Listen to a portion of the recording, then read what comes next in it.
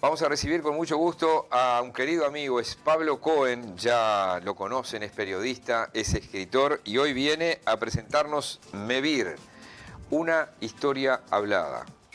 Pablo, un gusto como siempre, ¿eh? El gusto es mío, un placer estar con ustedes. Le voy a pedir a Pablo que me haga un poco de historia con respecto a esto, porque esta es una de las políticas públicas más respetadas y más exitosas de la vida institucional del Uruguay en casi 200 años.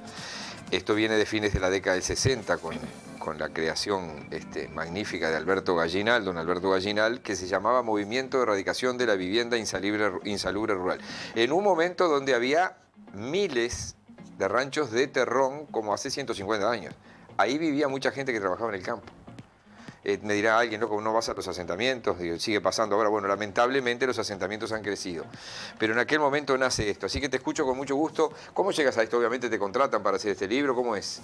Sí, para mí fue un poco extraño en el sentido de que es mi segundo libro institucional. En general yo edito mis libros, como vos sabes, Miguel, con el diario El País. Y había escrito un libro por los 10 años de la Fundación Pablo Achugarri. En el medio me habían propuesto varios, pero no había aceptado. Y este lo acepté con gusto. Primero porque pude darle la forma en la que estoy más especializado, que es el formato de entrevistas, ¿no? Y todos los presidentes de la democracia vivos aceptaron ser protagonistas del libro. Para mí eso era muy importante, Miguel, porque estamos hablando de una política de Estado, ¿no? Entonces está la calle Pou, está la calle Herrera, está Sanguinetti, está Mujica, hablando en profundidad de Mevir, pero también de políticas de Estado, de políticas públicas, de su ideología. Y fue muy importante destacar, ahí vemos imágenes de la presentación en el Sodre justamente, ¿no? Y era muy importante para mí, Miguel, destacar la figura del doctor Gallinal Heber. El doctor Gallinal Heber y cómo nace Mevir. Eso me interesaba porque si vos ves cómo nace, podés preguntarte si la manera en la que nace hoy sería posible de ser repetida justamente en el Uruguay, ¿no? Entonces, en el año 66 se vuelve al formato presidencialista en el Uruguay. Hay elecciones entre el Partido Nacional y el Partido Colorado, varios más, pero básicamente esos eran los partidos principales. Eran oposición y oficialismo, no eran socios como hoy. Y gana el Partido Colorado con Gestido. Había ley de lemas, vos recordás. Gestido fue el más votado, después Valle, después Amílcar Vasconcellos, después Sanmar Michelini y Justino Jiménez Derecha. Por el Partido Nacional salió primero Martín Echegoyen, segundo Alberto Gallinal Heber del Movimiento Nacional de Rocha, o sea, la fuerza no herrerista, por la que fue electo el senador Wilson Ferreira, y finalmente Alberto Heber Uller. Y Alberto Gallinal quiere decir que empezó en esa suerte de democracia cristiana, después se fue volviendo más conservador, pero siempre tuvo una enorme sensibilidad social. Y él quería erradicar del campo esas viviendas insalubres, quería que no hubiera pobreza y realmente lo angustiaba que sus compatriotas vivieran en esas condiciones indignas. Una familia Gallinal extremadamente acaudalada, con Sin varias dudas. estancias juntas en la zona de Cerro Colorado. Bueno, San Pedro de Timote hoy, o de Timote, es una estancia turística de las más conocidas de este país, allí en el departamento de Florida. Bueno, Cerro Colorado se llama Alberto Gallinal ahora, ¿no?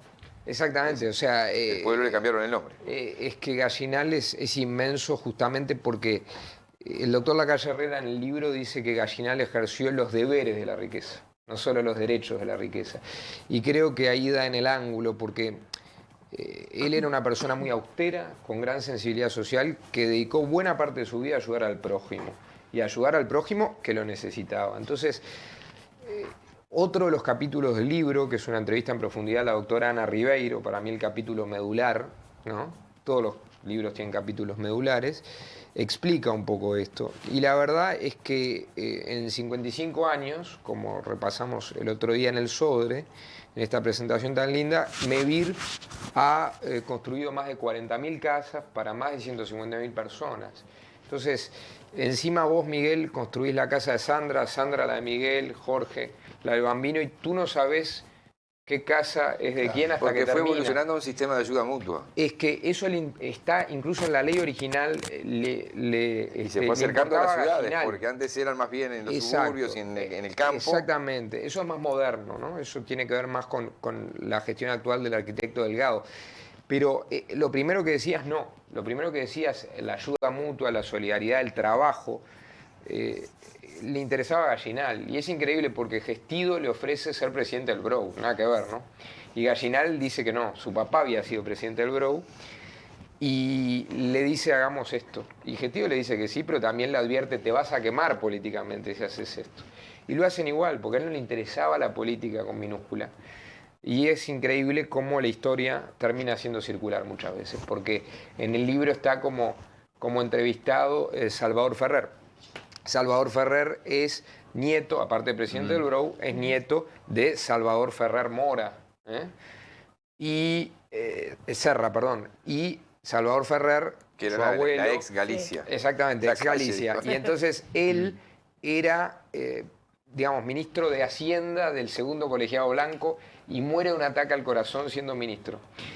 Hoy el economista Ferrer hace una serie de reflexiones espectaculares porque crear comunidad justamente es darle viviendas dignas a aquellos que no pueden tenerlas, pero también conectar a la gente, porque si no tú la estás discriminando. Y conectarla es darle Antel, darle UTE, darle OCE, darle sucursales del Brou, hacer un cuartelillo de bomberos, hacer un centro CAIF, hacer un cuartel de policía, una serie de cosas importantes, dar transporte públicos. Entonces Ferrer en un momento, y Gurméndez también, pero sobre todo Ferrer dice, acá si vos lo mirás en una mirada netamente eficientista, no nos sirve tener una sucursal de Brou, porque hay 120 personas capaz, pero tenemos que tenerla. Y creo que esa mirada de lo que significa el Estado uruguayo y su tradición de continuidad, más lo que significaba como política de Estado en un tiempo de crispación, fue lo que me llevó, junto al hecho de que todos los presidentes aceptaran participar con entrevistas en profundidad, precisamente a querer hacer el libro con tanto entusiasmo. Pablo, bueno, yo creo que con lo que estabas contando y ya has hecho varios libros y estás dando algunos tips que tiene el libro que enganchan al lector, ¿a quién le recomendarías este libro? ¿A quién apuntaste? Es decir, me gustaría que este libro y esta historia contada de Mebir, ¿quién lo tiene que leer? ¿Quién te gustaría que lo leyera? Es una linda pregunta, Sandra. En realidad, cuando yo hago mis libros, hay una especie de prejuicio según el cual si vos haces textos de calidad es como si apuntaras a una secta, ¿no? Y quisieras que te leyera poca gente. En el fondo, en el Río de la Plata, ser un escritor de culto es ser un escritor de club de amigos. Y yo no creo en eso. Yo creo que podés hacer material de calidad y al mismo tiempo ser masivo. Exacto. Entonces leí todo lo que se había escrito sobre Mebir, leí el libro que Susana Gallinal escribió sobre el tío Coco, su papá, que es un libro muy cálido. Y, una mujer que ha estado con todos los últimos presidentes en muchas inauguraciones, ¿no? ¿Cómo, perdón? Que es una mujer que ha sido invitada. Ah, sí, por supuesto. Es un encanto, es un encanto. Digo, hay que ver lo que dice Mujica de la familia Gallinal y de Gallinal, ¿no? Cómo evoluciona la historia, es increíble. Entonces, Sandra, yo traté que el libro, antes había textos muy, si querés, especializados, hay un texto muy lindo que escribió el doctor Adolfo Garcés. Yo traté que el libro fuera lo más general posible y me encantaría que lo leyeran mis lectores de siempre, es decir, aquellos a los que les interesan las entrevistas como género, las entrevistas en profundidad, en este caso la política, las políticas públicas y el Estado uruguayo y la identidad nacional, que tiene una serie de características muy marcadas, entre ellas la sensibilidad social y cierto, yo no diría estatismo, pero sí cierta defensa del Estado como elemento de defensa de los más débiles, sin cuya presencia precisamente del Estado ellos estarían a merced de condiciones indignas. Entonces yo traté de que el libro fuera realmente no solo comprensible, sino entretenido y disfrutable para todo el público. ¿Y cómo nace el título Historia Hablada? Mebir, una historia hablada, que me parece que tiene como un gancho, que como que pega, pero me gustaría saber cómo se te ocurrió ese título, ¿no? Vos sabés que los títulos yo creo que los títulos tienen que tener la característica, tienen que tener cierta musicalidad, digamos, por un lado, y por otro lado, pienso que tienen que nacer de la manera más intuitiva que sea posible. Entonces nació así, al final, un poco antes de la entrega. Estaba releyendo la entrevista a la doctora Ribeiro, que como te digo, así como Ferrer fue una revelación, la doctora Ribeiro fue en torno a quién se articuló el libro, cosa que también te enterás al final, cuando estás releyendo. Y dije, esto es una historia hablada, ¿no? Porque Ana habla desde Artigas hasta hoy, es una especie de historia de la sensibilidad social del Uruguay y cómo eso trasciende todos los partidos. Y ahí me pareció que estábamos ante una historia hablada. Y una historia hablada, no la historia hablada, porque la historia sería muy pretencioso, además de que una suena mejor. Así que nació con la intuición de la relectura, la escritura, y yo creo que esas cosas tienen que nacer así más que del intelecto y de la conciencia, ¿no? Te Jorge. felicito, realmente. Me Muchas gustó gracias. muchísimo. Muchísimas gracias. Me gustó el título. Voy a realmente. tomar algo que dijiste, Pablo. No porque me sorprenda, porque yo tengo muchísimos años más que tú y he vivido toda esta instancia y hacen a la forma como yo veo el Uruguay desde afuera. Ahora hace 23 años que vos fuera del Uruguay, lo veo de afuera. Y tú hablas de la institucionalidad, es algo que es común al uruguayo y no hay banderas ahí en lo que tú planteabas. Y cuando estabas en la investigación, la previa, las entrevistas, tienes que trabajar, pensar, ¿encontraste algo que no sabías? Del Uruguay, ¿no? Del Uruguay en general. Qué interesante. No. Encontré muchas cosas que no sabía, pero no del Uruguay como identidad, de lo que llamamos el Uruguay, que no es Uruguay el país, sino la nación, lo que nos hace distintos como nación, como hermanos, como pueblo. No, más bien lo que encontré fue la reafirmación de ese principio que vos evocabas de institucionalidad, de valores continuados a lo largo del tiempo, de acuerdismo. Si querés algo distinto, encontré que el acuerdismo estaba mucho más presente en nuestra historia de lo que yo suponía. Sabía que estaba presente, pero no así, no con esa intensidad. Y la verdad es que Ana Ribeiro me lo hizo ver con esa claridad, esa capacidad pedagógica que tiene, cuando ella habla de cómo encolumnaba a la paisanada Sarabia, cuando habla de la sensibilidad social de Artigas, cuando pasa por Wilson Ferreira, obviamente por los líderes del Frente Amplio, por Valle y Ordóñez, hay características muy marcadas y después de grandes enfrentamientos vienen los acuerdos. Y esos acuerdos no son revanchistas. Y ahí si querés tenés una gran diferencia con la Argentina, con Dorrego, con Lavalle, con esa tradición fratricida que tiene la Argentina.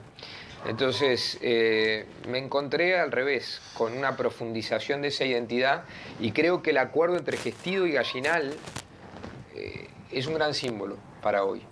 Y a mí me entusiasmó mucho como punto de partida y está repetida en el libro esa pregunta. ¿Hoy sería posible entre oposición y oficialismo un acuerdo por un bien mayor? ¿O Miguel esperaría a que tú asumieras y diría, bueno, no, mejor espero, especularíamos? Eso sí me lo planteé. Es decir, ¿hasta dónde esta crispación que estamos viviendo se va a ensanchar y aquella identidad nacional tan firme se va a desvanecer? Esa pregunta la planteé mucho en el libro y no tengo una respuesta firme. Es una muy buena pregunta y una muy buena respuesta. Vos viviste la crispación de los fines de los 60. Por favor. Y el que inventa Mevir, y lo dijo Pablo ahí a la pasada, que le habría dicho Óscar Gestido, el presidente, Sí. el que inventa Mevir para el lenguaje de fines de los 60 era un estanciero millonario y pelucón Sí. que le va a tirar una limosna a los pobres. Sin embargo, ganó tal fuerza, superó la dictadura, llegó a la democracia y presidente tras presidente, no importa de qué partido fuera, no hizo otra cosa que potenciarlo. Hoy el Plan Juntos, el otro día me preguntaba alguien en qué está el Plan Juntos. Yo no puedo decir que está muerto el Plan Juntos, que es una creación de José Mujica. Pero tengo la sensación horrible de que hoy, con muchísimo menos crispación, porque ahora lo que hay son jetones del comedor o del sofá en Twitter y la mayoría anónimos, Cierto. ¿no? No hay gente que anda con una metralleta en la calle y hay un tipo Lógico. secuestrado y el ejército pasándole por arriba una cantidad de cosas, o sea...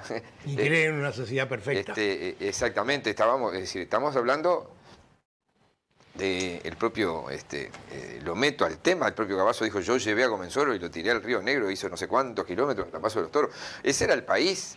Si eso no es crispación, esto de hoy es una telenovela. Sin dudas. Es la nada. Sin embargo, da la impresión de que es todo irreconciliable. Hasta que se ven imágenes como esta. Claro. Porque tenías ahí a Mujica junto con Sanguinetti, Sanguinetti con Mujica. En el libro que obviamente que hizo Gabriel Pereira, fueron juntos a presentarlo a Buenos Aires, fueron juntos a la asunción de Lula. Y obviamente, como ha dicho Sanguinetti más de una vez, nosotros no fuimos adversarios. En un momento fuimos enemigos porque Mujica estaba en el Movimiento de Liberación Nacional, en la guerrilla en la calle, y Sanguinetti era un ministro de Estado del gobierno de Pacheco Areco. Imagínense que hoy hubiera una guerrilla en la calle, secuestrando y matando gente. Impensable, por suerte, ¿no? Impensable. Y era más impensable esto que un pelucón, porque así se le debe haber dicho en su momento, millonario, con dueño de varias estancias. Los Vallenal tienen todas las estancias juntas una tras la otra. Bueno, se han ido vendiendo seguramente, o cuestión de sucesiones, que tenían una superficie gigantesca ahí en esa zona donde está San Pedro. Miguel, hay una cosa interesante. Refírmalo, Miguel, un palito, discúlpame. Me generó esta... No, pero se armó la conversación en los términos justos, Pablo lo puso en el centro. La reforma agraria, bandera de la izquierda y bandera mía, yo voy a asumir responsabilidades que tengo, era contra ellos. Sí. Bueno, ahí hay dos temas interesantes. Primero, Wilson Ferreira planteó una reforma agraria muy profunda en el año 71 bajo el emblema del Partido Nacional. Muchos no lo votaron por prejuicios sociológicos. Lo otro interesante es que Rafael Sanguinetti, Gallinal, uno de los muchísimos nietos de Gallinal, me dice, yo tengo que ser honesto intelectualmente, los tupamaros querían secuestrar a mi abuelo. Y efectivamente, el abuelo terminó teniendo posiciones muy conservadoras, terminó apoyando el sí. Pero esa sensibilidad social fue tan increíble que de todos los presidentes que estuvieron presentes el otro día en el Sodre, y que son los entrevistados principales en ese libro, el que más elogia a Gallinal por lejos es el presidente Mujica, que es una persona con una relación muy, diríamos, muy llana, de tú a tú con la ruralidad, con el interior. Como buen hombre, como decía mi mentor Carlos Maggi, como buen caudillo blanco que es culturalmente, y ex herrerista. Entonces, eso yo creo que da esperanzas lo que el libro de Gabriel, da esperanzas que el otro día no fuera a hablar nadie y al final terminaran hablando todos, pues se fueron convenciendo entre ellos. Y da esperanzas ver fotos como esta, porque antes uno hubiera dicho en Estados Unidos esto es posible, en Uruguay también, en Canadá, qué sé yo. Y hoy en las Américas es posible solo en Uruguay. Y hay gente que cree que es un símbolo y no es un símbolo, es mucho más que eso. Es una garantía de estabilidad, de convivencia, de república y de paz. Si un día la perdemos, vamos a tener una calidad moral y hasta una calidad económica como país mucho menor. El libro se llama Mevir, una historia hablada, de Pablo Cohen. ¿Dónde está la venta en librerías? Está a la venta solo porque Ahí la está. verdad que tiene una demanda muy grande a través del teléfono 17517 del Mevir, del propio Mevir. Y déjame, Miguel, agradecerle a todos quienes se han interesado en el libro, ya que veo la portada, a Osvaldo Schmidt, que hizo una portada fantástica, y a Fernando Cortés, mi viejo compañero y amigo con quien he hecho ya creo que más de 10 libros, y le debo todo lo bien que me ha ido, se lo debo a él porque es un diseñador que más que diseñador es artista. Muchísimas gracias y hasta el próximo libro. Hasta el próximo libro. Un placer estar con ustedes. Que no voy a como siempre. cometer el error de preguntarte cuál es el próximo libro. Te lo digo fuera de cámara. No, esta vez no lo sé.